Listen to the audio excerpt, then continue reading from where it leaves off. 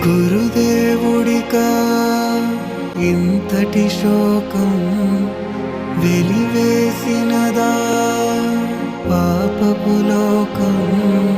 ఒరే నవీను, దీనికి బాధపడితే ఎలాగయ్యా?